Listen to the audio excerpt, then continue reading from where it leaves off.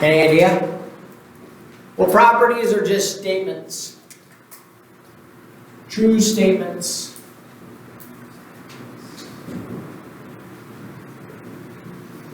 About numbers.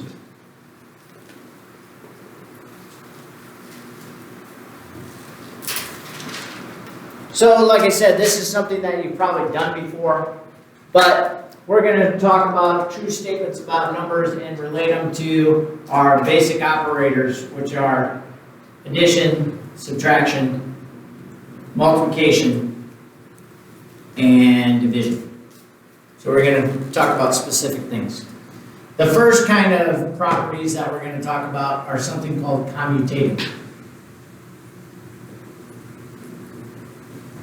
Okay? This means that we can basically switch the order.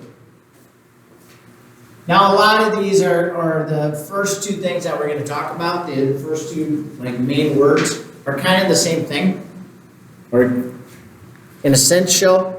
These, when you do the commutative stuff, you're going to switch the order, but there's not going to be like parentheses in the problem. Okay? So the first one that we have is, and again, I'm going to abbreviate a lot of these because some of these words get kind of long and stuff, but the commutative property of addition. So if you think about this right here, if I asked you what 3 plus 2 was, and then I asked you what 2 plus 3 was, does it really matter what order I do addition in? No. So that's what the commutative property of addition is. The order does not matter. Now, if you would look at this in the book, they would say for any numbers A and B, I can do A plus B, and then it's the same thing as B plus A. To me, that's kind of confusing, so I like to just use numbers. And it's exactly what I said. If I do 3 plus 5, and I do 5 plus 3, either way that I do it, I get 8. Everybody agree with that? Okay. So here's the question. Can I do that with subtraction? No. Right? So that's why we are giving it the property of addition. But can I do that with anything else? Multiplication. So my second commutative property is the commutative property of multiplication. And again, if you want to write it down again, or if you want to just draw an arrow over there, the order does not matter.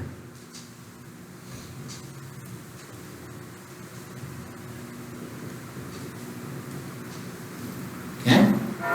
The order does not matter. So again, they would say for any numbers A and B, I can take A times B or I can take B times A and get the same answer.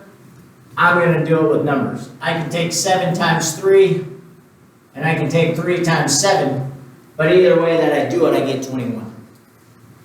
And again, this happens with any multiplication, right? If I have 3 numbers, if I have 4 numbers, whatever it happens to be, I can do them in any order and I can still get the exact same answer.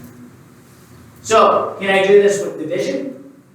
No. No, right? If I take 6 divided by 2, I get 3. But if I take 2 divided by 6, I don't get the same thing. Same numbers maybe, but I don't get the exact same answer.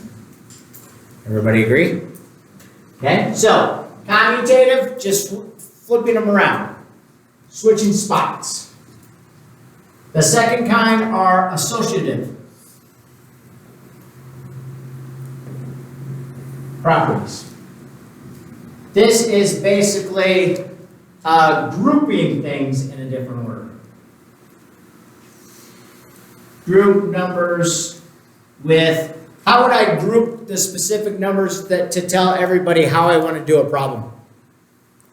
In a specific order. What would I have to use in order to group numbers together?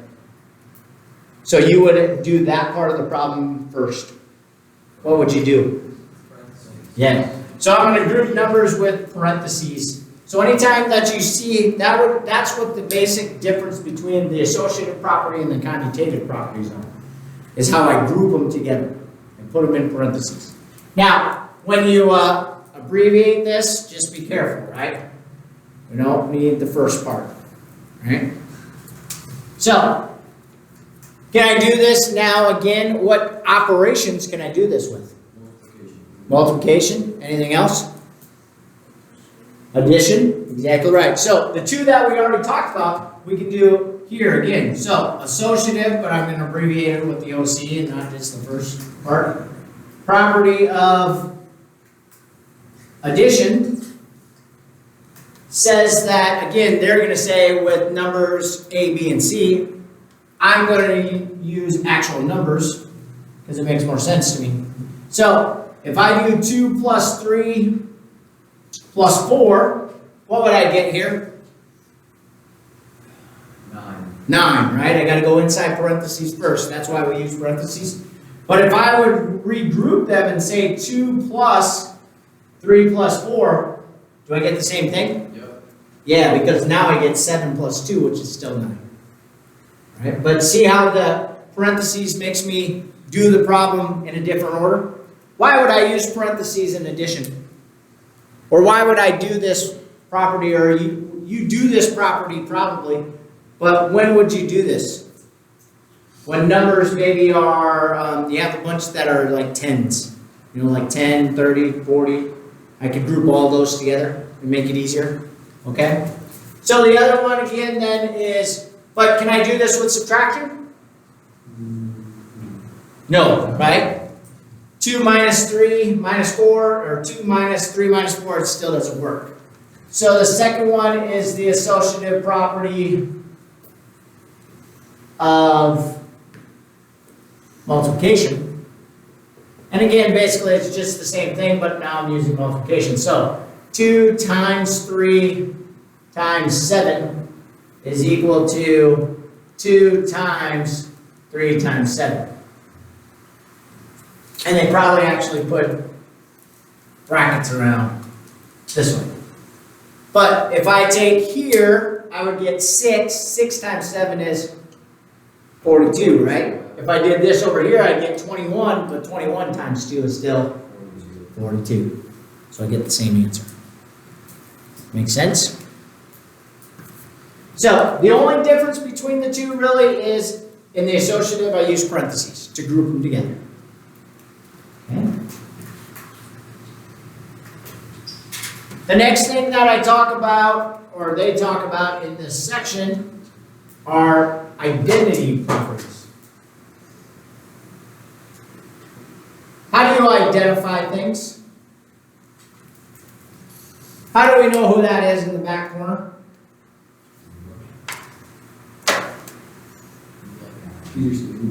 Okay. How do you know who he is? How do I know? What? His name, right? We know him as Trevor. Okay, we might have other names for him. We don't know. But his mom and dad called him Trevor, so we all call him Trevor. Or at least he goes by Trevor. Okay? So, if I want to have an identity property with numbers, the first identity property is the identity, or the additive identity. Sorry, I forgot the word. The additive identity. So think about this. If I wanted to do an addition problem, everybody pick a number in your head. Don't say it out loud. And you're going to do addition to that number. But you want to make a problem and end up with that same answer. Or that same number. How could you do it? So everybody got their number? Add something to it. But the answer is the number you started with. What would you add to that original number? 0. 0.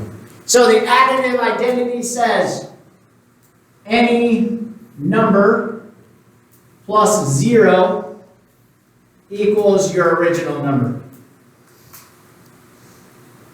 Will that happen every time?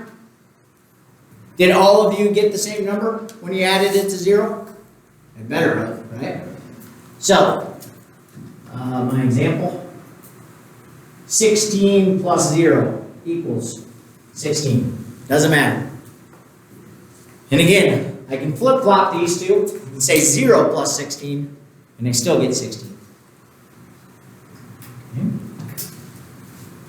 So then, I'm going to have a multiplication, but when they have a multiplication one, they call this the multiplicative, which is a fun word to say. Identity. So can I do the exact same thing in multiplication? If I take some number and multiply by a number, can I get the same answer? No. Yes. What? 2 times 1 equals 2. So I'm going to now, instead of using 0, I'm going to use 1. So the multiplicative identity says any number times 1 equals my original number. And does this happen all the time, Mike? Yes. Yeah, it doesn't matter, right? Pick any number in the world, and if I take it and multiply it by 1, I get that same number. 428 times 1. I still get 428.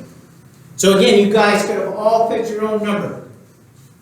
You all multiply it by 1, and you still get that number. Are you awake today? Everybody agree? Okay. So what's another rule that we would always know would work with multiplication? If I multiply by what, I always get what for an answer? What's another special thing in multiplication? 0. Exactly right. So the last thing, this isn't an identity property, but we have the multiplicative property of 0. And what's that say, Michael? Anything multiplied by 0 is 0. Exactly right. Multiply any number or numbers, right? It doesn't matter how many things are in that problem. If 0 is in the problem, your answer is automatically 0. So again, this works with numbers and letters. So now we're in algebra again, right? So all of this good stuff that we've written up here not only works with numbers, but it works with letters too, or variables, symbols. Okay? Over here, x times 1, still x. Over here, x or y times 0, still 0.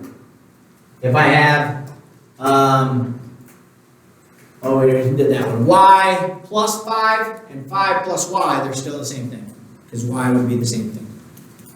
Okay. Make sense? So, look up here for a second. So, we're going to choose one of these properties right here from the examples up there. So, if I did 3 times 10 times 2, and then I switched and did 3 times 2 times 10, would I get the same answers because it's multiplication? Yes, and the reason why would be what? Did I use parentheses or did I not? No. So if I don't use parentheses, I'm going to say it's the commutative. If I use parentheses, then I'm going to say this. Now, the parentheses kind of get confusing because we could show multiplication by parentheses, right? Different set of parentheses, or different kinds of parentheses with that. Make sense? Next one down. If I put 2 plus 5 in parentheses and then add m, is it equal to 2 plus and then put parentheses 5 plus m? This would be my associative property of addition. And now, do I really need those parentheses in this problem? No. Except for grouping them in a different order, right? Yeah. That's the only reason they put them in there. Okay? Next one now. 17 times 1 equals 17. Identity property. The identity property of multiplication, right? It's got to be multiplication because that's the only operation in the problem. Last one, 7 plus 5 is equal to 5 plus 7. All I did was flip-flop them, right? So the order does not matter, and I am adding, so it would have been the commutative property of addition. Okay. Questions here? The last little part, or one part here, I don't know if you have to really write this part down, but this part talks about counterexamples. Okay? Have you ever heard of the word conjecture? Yeah. What's a conjecture? You've heard of it though? So maybe this is a word you want to write down for future reference. A conjecture is an educated guess. Have you ever heard the words educated guess before? Yeah. Where? Science. In science we would call it a what? A hypothesis. So a hypothesis and a conjecture are the same thing. You're going to say some kind of comment, but basically you're just making a true statement. Or maybe it's not true, but you're just making a statement and you're putting it out there. Okay? So what they're saying is, I'm making an educated guess because I watched examples of something happening, or I sat there and did a survey, or some reasonable data was gathered up and I can make that assumption. Okay? The word counterexample up here, though, is me trying to say that it's false.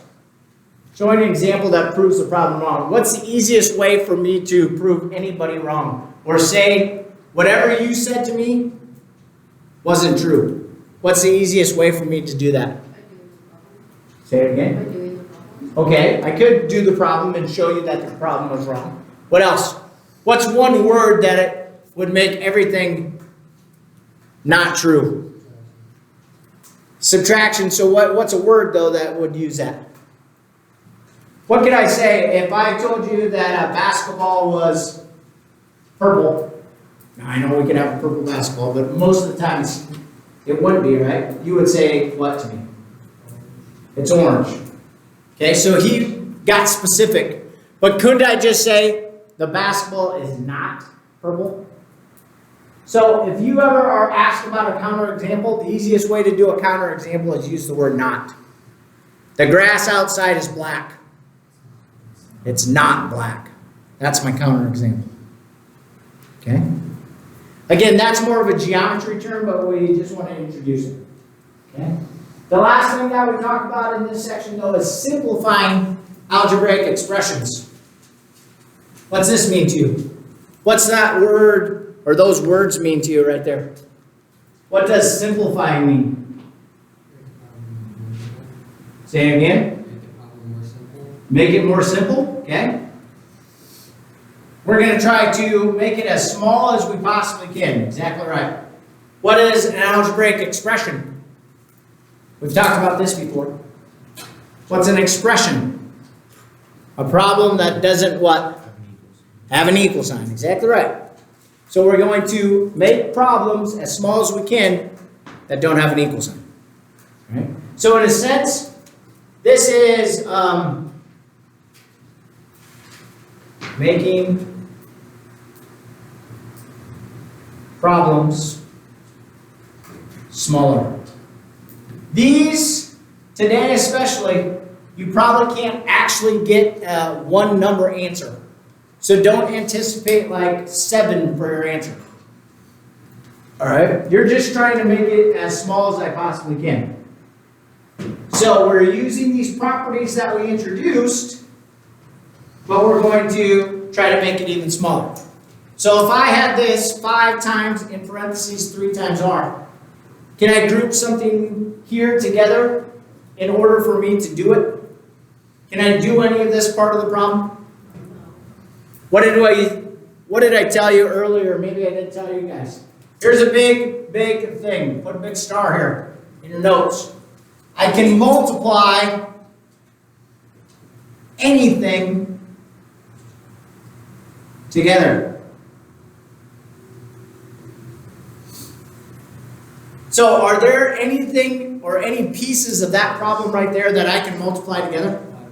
The 5 and 3. So to simplify this problem, I'm going to do the number parts of this problem. What's 5 times 3? 15. So my simplifying this turns it into 15r. Okay? I made it smaller, right? I made it smaller. How about this one? 12 plus x plus 18, but I put that in parentheses. So basically, what this is saying is if I would use these properties up here, the associative property of addition, I could rewrite the problem as this, right? I didn't do anything different. I just wrote it in a different order, in a sense, and grouped them together in a different thing.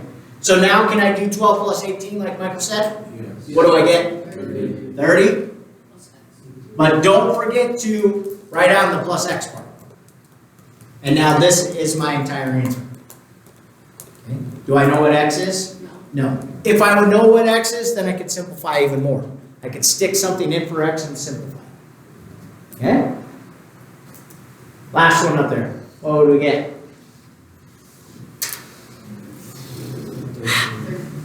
13 plus n. Okay, here's the other thing. Kenzie's definitely not wrong. 13 plus n. If somebody else would have said n plus 13, we okay with that? Yeah. Okay? From now on, try to always write the number last. Okay? It's definitely not wrong. If Mackenzie writes this on her paper or the test or the quiz or any of you do that, this is not wrong, but just try to start getting in the habit of doing this. Okay? Here's a little vocabulary lesson. What can I call this right here besides a number? Anything else? Wow, variable, it's a number. A Digits. digit. Okay, digit maybe. Any other math term that you can think of for any number? Begins with the letter C. What?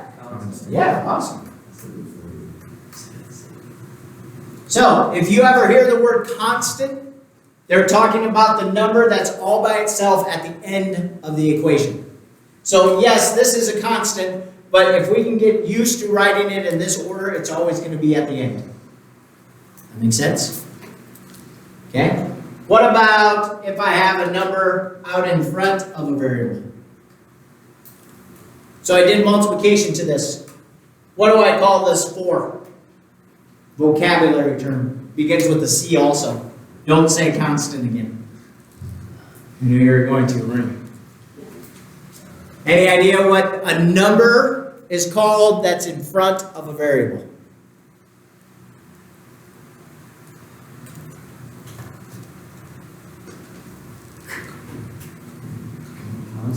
It's Oh, I said you can't use that word. Who's no longer? Coefficient. Coefficient. Yeah, that's how it is. You liar. So, everybody look. Numbers, they're both numbers.